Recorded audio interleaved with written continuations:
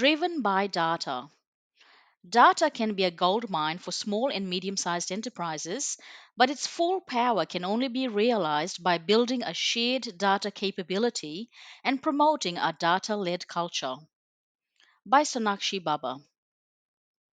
Much has been said about the COVID-19 pandemic pushing digital transformation for small and medium sized enterprises into overdrive. According to the Fiverr Small Business Sentiment Survey, after the initial shock of the pandemic subsided, the demand for new technologies and tools from Australian SMEs skyrocketed. By focusing on digital technologies and e commerce, these tech savvy SMEs managed to stay relevant and competitive in the new normal. However, according to CPA Australia's most recent SME survey, technology uptake in Australia is lagging far behind its Asia Pacific neighbours. In Malaysia, for example, many SMEs, and in particular family owned businesses, have shifted their views on the benefits of using technology in more areas of their business. What was once thought of as nice to have is now considered to be a must have, says Kai Chiat Ong, CPA, Director of Risk Assurance Services at PwC Malaysia. This suggests that family businesses are now geared for digitalization, says Ong. He says with digitalization comes data and the need for building a data driven culture at smaller businesses. The writing on the wall for SMEs is clear. Unlocking business value in the post pandemic world means building shared data capabilities and a culture that values data and informed decision making.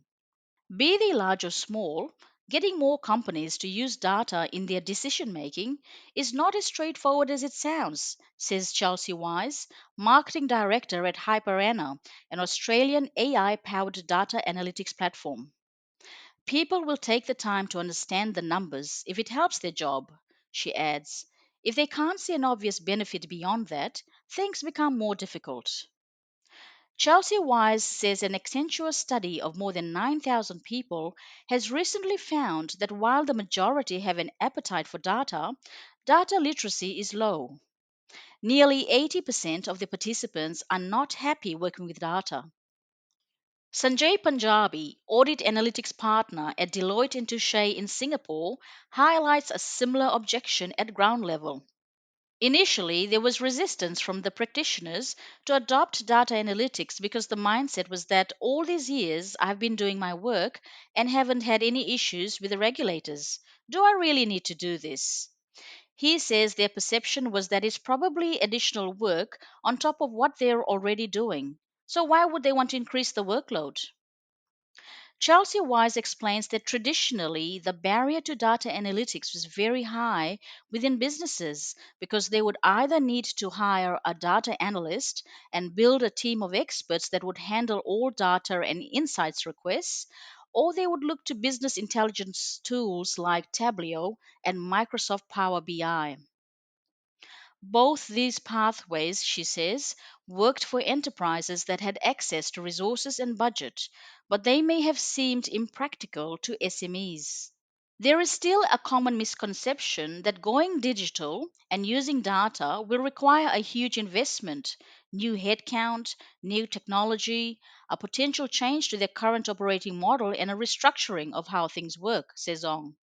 It's perceived as a large investment, he adds.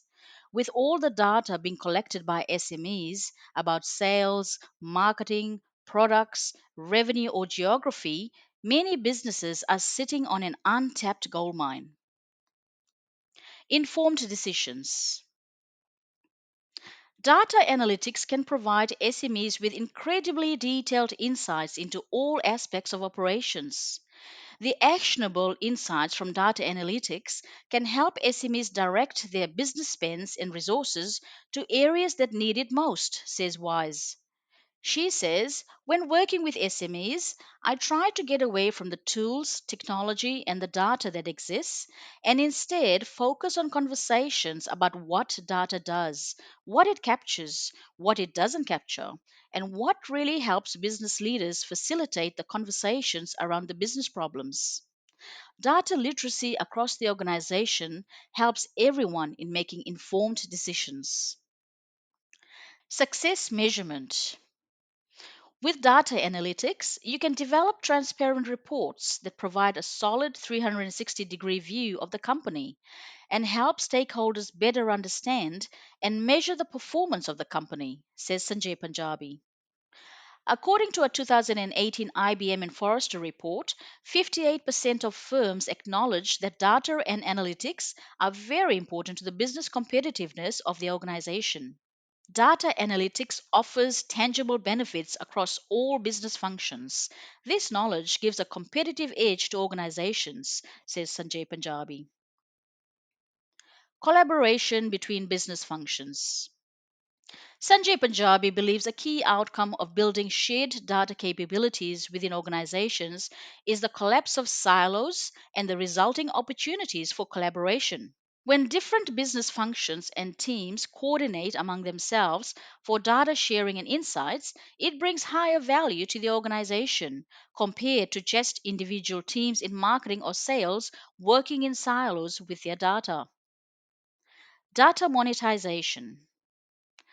Ong points out that the benefit of data monetization is often interpreted from a narrow view of selling data externally for a profit. The real value from data monetization can be from three angles: use of data for a new stream of business, enhancing the value of existing products or services, and using data to improve internal processes and operations, he says. Given the challenges facing SMEs in grasping data opportunities, building a data led culture across functions and geographies to define and deliver value can be an uphill battle, although not impossible. These tried and tested recommendations for introducing and sustaining a love for data at every level of a business are a good place to start. Get buy in from the top. One of the key things we did when we started our journey with data analytics 8 to 9 years ago was to ensure buy in from the leadership, Sanjay Punjabi says. The tone, messaging, and early commitment from the top helped us with our organization wide adoption. According to Harvard Business Review, while the CEO should become a prominent champion of the new culture, he or she needs an operational partner, such as the Chief Data Officer, who is well positioned to become the data and insight change agent leading the company wide transformation. Chelsea Wise says those in charge of data and analytics have to understand and lead by our example because data analytics is not just data cleaning and collection, it's actually the consumption of data to make better decisions every day at work. Employee led adoption.